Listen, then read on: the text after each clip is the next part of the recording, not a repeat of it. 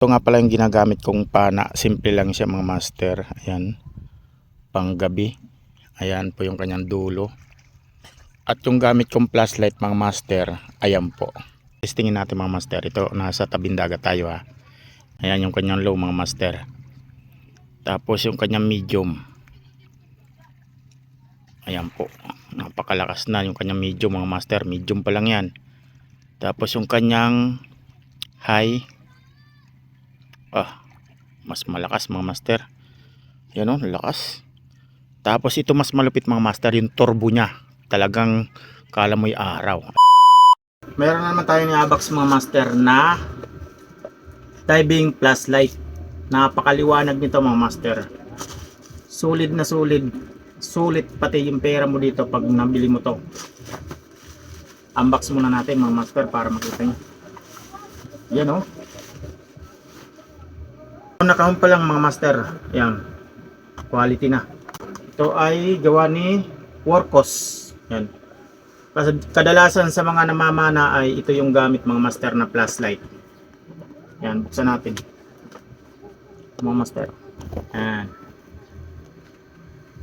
Para makita sa camera. Yan. Oop. Yun. Tapos ito yung kanyang cord. Type C, yan, USB, yung kabila, Type C naman yung dulo, yan o. At saka, may kasama siyang dalawang o-ring, ayan o. Dalawa yung kasama niya mga master. Tapos, ito naman yung kanyang kasamang charger. Ayan. Yung charger niyang kasama mga master.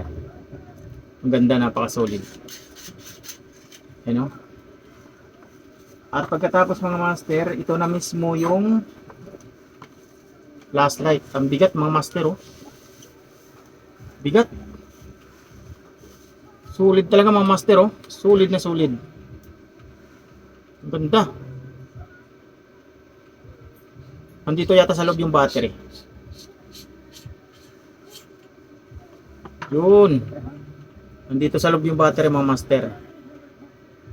Ayan, dalawang pirasong 26650 mga master. Ayan. 5,000 mAh yung kanyang capacity. Ayan, dalawa po ito mga master na kasamang battery. Tapos ito mismo yung kanyang flashlight. Napaka-solid mga master oh. Napaka-quality ng pagkaaloy niya mga master. Ayan oh. Ang kapal. Ayan, para sa nauna kong nabiling flashlight. Ito napaka solid, napakaganda, ang bigat mga master. So ngayon testingin na natin. Napaka solid nito mga master sa mga may hilig mamana ng gabi. Ito ang pinakamaganda klase na flashlight. Yan, kailangan sarang-sara talaga mga master para hindi pasukin ng tubig.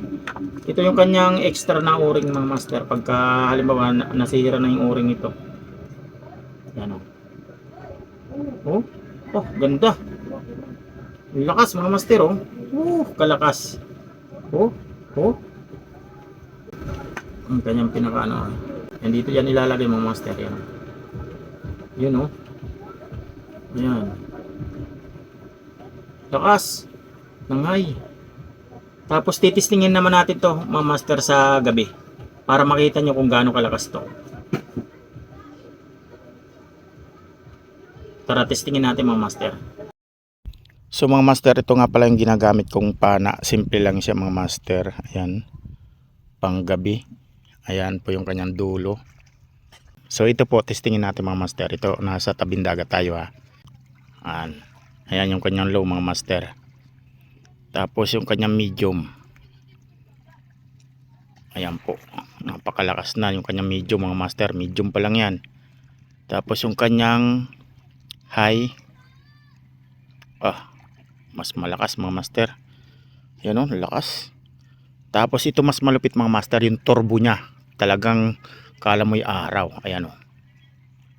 Grabe mga master, lakas. Sobrang lakas. Sobrang lakas mga master.